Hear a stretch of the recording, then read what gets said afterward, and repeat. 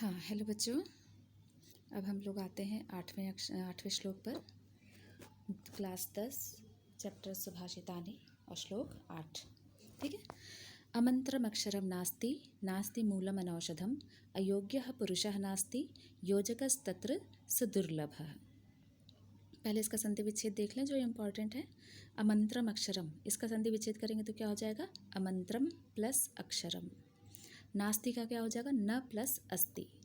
मूलम अनौषधम का क्या हो जाएगा? मूलम प्लस अनौषधम।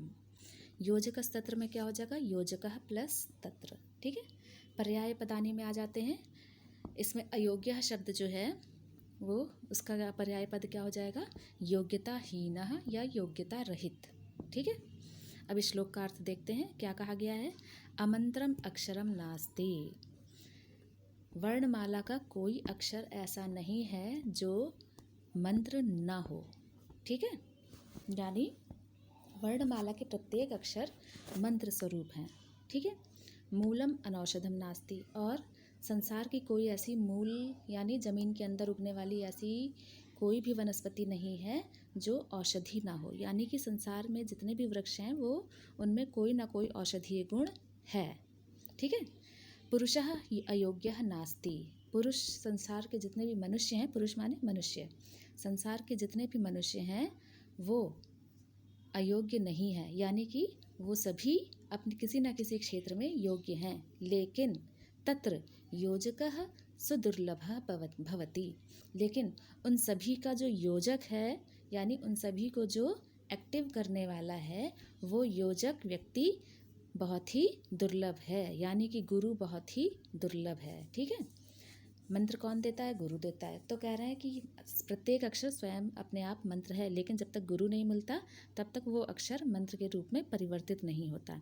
इसी प्रकार से संसार की जितनी वनस्पतियां हैं वो भी औषधीय गुणों से युक्त हैं, लेकिन हमें उसके औषधीय गुण नहीं पता, इसलिए हम उसका औषधीय रूप में प्रयोग नहीं कर पाते। लेकिन एक सही गुरु यानी कि सही डॉक्टर अगर हमें मिल जाता है, उसका जानकार व्यक्ति, तो प्रत्येक वनस्पति के औषधीय गुण अपने आप उभर करके आ जाते हैं और उनका प्रयोग करना सीख जाते हैं। फिर पुरुषः अयोग्यः नास्ति। इसी प्रकार से संसार में हर व्यक्ति योग्य है, लेकिन उन व्यक्तियों को सही कार्य में लगाने वाला व्यक्ति दुर्लभ है। और जब ऐसा व्यक्ति मिल जाता है, यानी गुरु रूप व्यक्ति मिल जाता है, तो हर व्यक्ति अपने आप ही योग्य बन जाता है। ठीक है। अब इसके बाद 9वें नंबर के श्लोक पे आ जाते हैं। संपत्तौ च विपत्तौ च महताम एक रूपता उदिते सविता रक्तौ रक्तश्चास्तमये तथा। ठीक है। अब क्या करें, यहाँ पर संधि विच्छेद पहले देख लें। रक्तश्चास्तमये। ठीक। इसका संधि विच्छेद क्या होगा? रक्तः प्लस च प्लस अस्तमये। ठीक। अब पर्याय पदानी इसके क्या है? संपत्तौ। संपत्तौ का मतलब होता है समृद्धौ, यानी सुख समृद्धि। ठीक है। विपत्तौ, विपत्ति का मतलब क्या है? दुखे। विपत्ति में सप्तमी विभक्ति लगी है यहाँ पर, तो विपत्तौ हो गया है। उसका सप्तमी विभक्ति का ही रूप बनाएंगे दुख का, तो क्या बन जाएगा? दुखे। ठीक है। महताम का मतलब होता है सज्जनानाम, यानी महताम का पर्यायवाची पद क्या हो गया? सज्जनानाम। और सविता का पर्यायवाची क्या हो गया? सूर्यः। ठीक है। अब इस श्लोक में क्या बता रहे हैं? महताम संपत्तौ च विपत्तौ च एक रूपता भवति। महताम यानी सज्जनानाम। ठीक है। सज्जन लोगों की संपत्ति में और विपत्ति में, संपत्तौ च विपत्तौ च माने और, संपत्तौ च संपत्ति में यानी सुख समृद्धि में, और विपत्तौ च और दुख में, एक रूपता भवति, समान भाव होता है। यानी जो महान लोग होते हैं वो सुख हो या दुख हमेशा एक जैसे ही रहते हैं। अब उदाहरण क्या दे रहे हैं कि जैसे सविता, जैसे सूर्य, उदिते रक्तः भवति। उदय के समय यानी सूर्योदय जब होता है तो भी सूर्य का रंग रक्त वर्ण का होता है, यानी लाल होता है। तथा च उसी तरीके से अस्तमये, अस्त होने के समय भी रक्तः भवति। सविता, सूर्य जो है वो रक्त ही होता है, लाल वर्ण का ही होता है। ठीक है। यहाँ सविता को सज्जन, सविता यानी सूर्य देवता, सूर्य को सज्जन के रूप में यहाँ पर उदाहरण के रूप में दिया गया है। सज्जनों को सूर्य की भांति बताया गया है और कहा गया है जिस प्रकार सूर्य उदय और अस्त, ठीक है, उदय का मतलब सुख होना, सुख प्राप्ति, और अस्त का मतलब होना है की विपत्ति को प्राप्त होना। ठीक है, तो सूर्य उदय और अस्त इन दोनों के समय एक ही रंग का होता है, रक्त वर्ण का।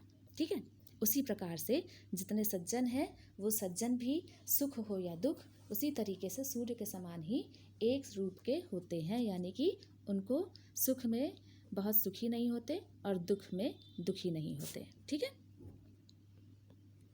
अब नेक्स्ट श्लोक है आपका, विचित्रे खलु संसारे नास्ति किंचिन निरंतरम अश्वश्चेद धावने वीरः भारस्य खहने वहने खरः।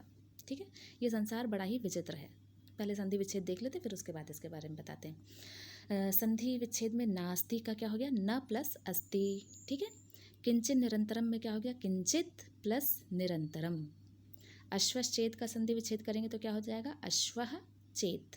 ठीक है, अश्वश्चेत में जो चा के ऊपर आधा शा लगा हुआ है वो विसर्ग है, तो जब हम इसका संधि विच्छेद करेंगे तो ये स में कन्वर्ट, वो विसर्ग में कन्वर्ट हो जाएगा। ठीक है, तो अश्व प्लस चेत ऐसा हो जाएगा। पर्याय पदानी में आ जाते हैं, खरह का मतलब होता है गर्दभः यानी गधा। ठीक, कहा गया है इस श्लोक में कि ये संसार बहुत ही विचित्र है। क्यों, क्योंकि यहाँ पे निरंतरता नहीं है किसी चीज़ को लेकर के। ठीक है, कोई किसी चीज़ में निपुण है, कोई किसी चीज़ में निपुण है। एक ही व्यक्ति के अंदर सारे गुण विद्यमान हो ये ज़रूरी नहीं है। क्यों, ये प्रकृति ने ऐसा बना रखा है कि हर व्यक्ति में कोई ना कोई गुण ज़रूर होता है। तो यहाँ बता रहे विचित्रे खलु संसारे, इस विचित्र आश्चर्यजनक संसारे, संसार में किंचित कुछ भी, निरंतरम नास्ति कुछ भी निरंतर नहीं है। ठीक है, क्यों, क्योंकि अश्वश्चेद यदि, अश्व घोड़ा, धावने वीरा यदि घोड़ा धावने यानी दौड़ने में वीर है, यानी कि दौड़ सकता है तेज, तो दूसरी ओर खर जो गधा है वो भारत से वहने वीरा, वो भार बहुत उठा लेता है। ठीक है, तो यहाँ पर यही बताया है कि हर व्यक्ति में हर गुण विद्यमान नहीं होते। उदाहरण के लिए यहाँ पर घोड़े और गधे का दिया है, दोनों 4 पैरों वाले जानवर हैं, लेकिन एक है घोड़ा जो दौड़ सकता है तेज लेकिन भार नहीं उठा सकता, और गधा जो है वो भार तो उठा सकता है लेकिन दौड़ नहीं सकता। तो दुनिया में बहुत ही विचित्रता है कि हर व्यक्ति के पास निरंतरता नहीं रहती, यानी गुणों का एकत्र भाव नहीं रहता, सब में अलग अलग विशेषताएं होती हैं। ठीक है, चलिए, तो ये चैप्टर आपका पूरा कंप्लीट हो गया है आज, और इसका एक्सरसाइज आपको करना है। ठीक है, ओके।